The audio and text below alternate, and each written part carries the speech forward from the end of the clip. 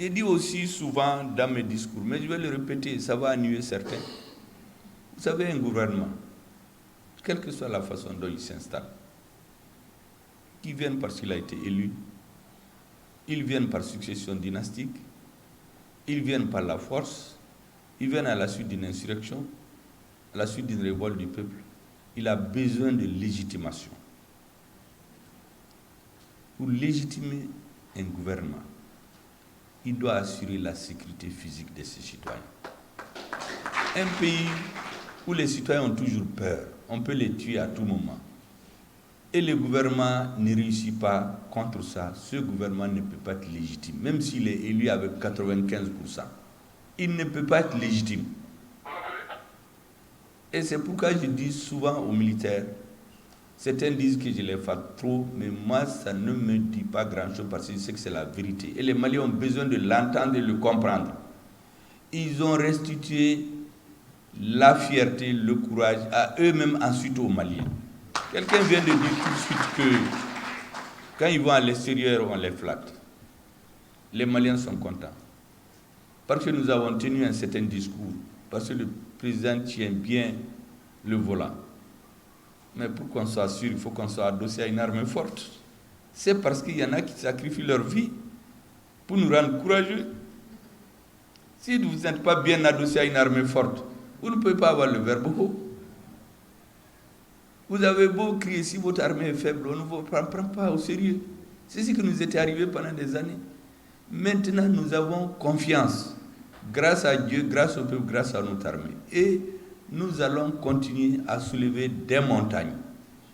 Et les sémanciers donnent la preuve ici. Je voudrais qu'ils continuent pour que dans quelques années, aucun Malien n'ait faim sur notre territoire. Pour être légitime, un gouvernement a besoin de nourrir sa population. Un homme qui a faim, il ne peut pas assurer sa dignité. Quand vous avez faim, quelqu'un qui vous affame, il prend ce à quoi vous avez droit. Il vient vous donner 1% parce que vous êtes en train de mourir de faim et lui dit de le suivre. Mais vous le suivez, ce monsieur il ne travaille pas pour vous, il vous escroque. Un gouvernement pour être légitime doit assurer la sécurité alimentaire de sa population. Et ça, c'est l'agriculture, l'élevage, la pêche. Vous êtes des soldats dans votre domaine. Des soldats, on ne vous appelle pas généraux, mais en réalité, le doyen qu'on vient de présenter, s'il est dans d'autres fonctions, on l'aurait appelé un général. La sécurité alimentaire, c'est un élément de légitimation d'un pouvoir. La troisième façon de légitimer un pouvoir, il faut qu'il assure la sécurité éducationnelle. Un peuple qui comprend peut tout. Quand il ne comprend pas, on le traîne là où on veut. On manipule les réseaux, on le trompe, alors que celui qui dit tout ça, il a des idées derrière. J'ai raconté récemment qu'il y a un ambassadeur que j'ai reçu, qui me parlait de son pays. Et comme moi, chaque fois que je les rencontre, j'essaie de discuter comment ça se fait dans leur pays, pour comparer à ce que je connais d'eux déjà. J'ai beaucoup lu sur les pays. Il m'a dit que chez eux, à un moment donné de leur histoire, ils avaient deux problèmes à régler. Leur population avait faim et ils voulaient accéder aux technologies. Ils ont un gouvernement qui a résolu définitivement la question de la nourriture de leur population. En 5 ans, il s'est donné comme objectif que personne n'ait plus faim dans leur pays. Ils ont concentré tous leurs efforts là-dessus. Et ils l'ont résolu et personne n'a plus faim dans leur pays. Ensuite, ils ont passé, ou parallèlement, ils ont passé à la conquête des technologies de l'information et de la communication. Ils sont aujourd'hui l'un des leaders dans le monde entier. Et vous savez ce qu'il me dit? Il me dit, mais paradoxalement, celui qui a fait ça, on ne l'avait pas élu. J'ai dit, mais Excellence, ça c'est une musique qu'on a mis dans la tête de tout le monde. Ceux qui nous donnent les leçons, là, aussi longtemps que vous montez dans leur histoire, ce n'est pas la démocratie qui les a construits. C'est l'effort continu de leur peuple et une bonne direction éclairée de ceux qui les dirigent. Ces grandes puissances-là, sans vous monter dans leur histoire, qui les a construites? C'est le sang et la sueur des Africains qui les a construits au départ. C'est quand ils sont devenus riches qu'ils ont commencé à introduire des valeurs qui anoblissent l'homme, qui rendent l'homme plus libre. La démocratie, ce qui nous enseigne la démocratie, les personnes les plus illustres dans leur histoire. Moi, je connais leur biographie. Je ne veux pas donner des termes, mais quand vous poussez dans leur histoire, le nombre de mal qu'ils ont fait à certains peuples, pour la prospérité de leur peuple, on ne peut pas les qualifier de démocrates. Parce qu'ils se sont dit, il faut que mon peuple soit ceci. Les autres peuples, quitte à les massacrer. Nous ne parlons pas de massacre. Mais ce que nous voulons, c'est de nous laisser faire ce qu'il faut pour notre peuple, ne pas venir nous donner des leçons. J'ai dit donc à l'ambassadeur, celui qui a fait ça chez vous, il n'est plus au pouvoir maintenant, il n'est plus vivant. Mais votre peuple aujourd'hui, personne ne peut lui imposer quelque chose. Je lui ai dit, votre peuple peut manifester pour destituer un président. Il me dit, c'est vrai. J'ai dit, parce que c'est un peuple cultivé et qui n'a pas faim. Il faut d'ailleurs d'abord sécuriser un peuple, le nourrir et l'éduquer, parce que votre peuple est très bien éduqué. Ils ont d'ailleurs le niveau le plus élevé dans l'éducation dans le monde. Un homme politique ne peut pas venir s'imposer à eux. Quand ils vous prennent dans des actes malveillants comme la corruption, le peuple s'est mobilisé, on vous renvoie proprement. Parce que ce peuple est cultivé, ce peuple est nourri, ce peuple comprend ce qui se passe dans le monde. Donc la sécurité éducationnelle d'un pays. La troisième sécurité, la sécurité sanitaire. Il faut soigner la population en fonction des moyens de l'État ou organiser le système éducatif comme il faut.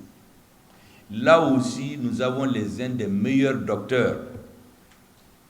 Comme dans l'enseignement, on vient de vous le montrer, dans beaucoup de concours dans le monde, les Maliens sortent parmi les 4 premiers. Dans la médecine aussi.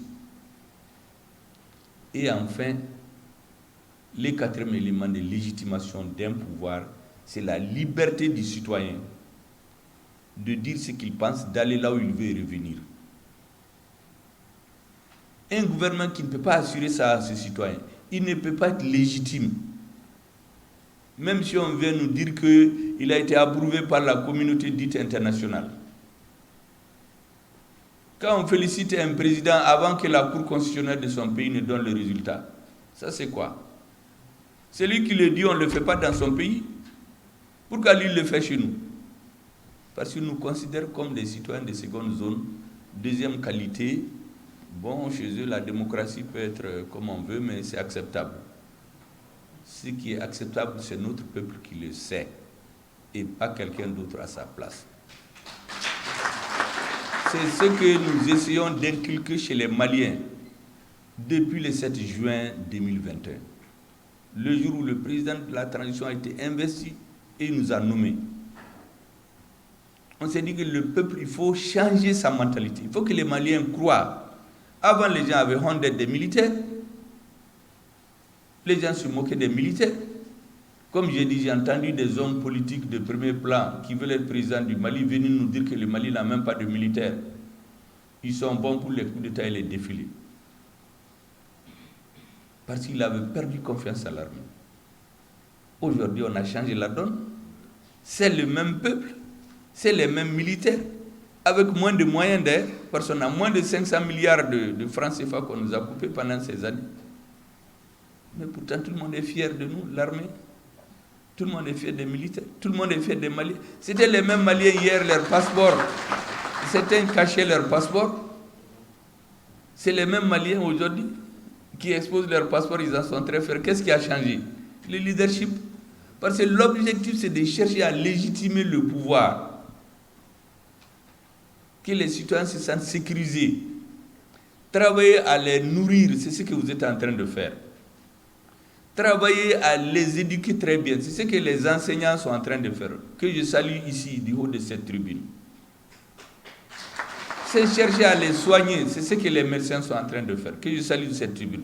J'en suis l'illustration parfaite du rôle des médecins maliens. J'étais parti dans l'autre monde. Je n'ai pas demandé à être de revenir, je ne pouvais même pas le demander d'ailleurs. Parce que quand on va là-bas, c'est difficile de revenir, en général. Mais c'est grâce à Dieu, grâce au peuple, à ses bénédictions et aux médecins maliens. Moi, je n'ai pas cherché à être évacué. Parce qu'on pouvait... C'est les mêmes choses que les gens étudient dans les mêmes écoles. Et c'est pour que quand je suis sorti de la cuisinière aux professeurs, je les ai tous remerciés. J'ai même dit à la cuisinière qui désormais parmi les malades, on va faire la course, son malade va être parmi les 4 premiers. Elle s'est mise à rire. Et le président de la transition, pour montrer la fierté des Maliens, il a honoré ces médecins-là, qui se sont sacrifiés. Eux-mêmes, ils en sont très fiers.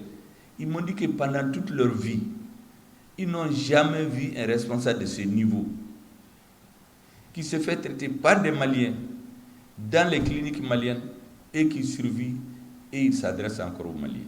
Ils en étaient très fiers. J'ai exposé ça au président. Le président a décidé de les récompenser sur le plan moral. Je voudrais saluer tous les médecins, tous ceux qui travaillent, tout le corps médical des Maliens.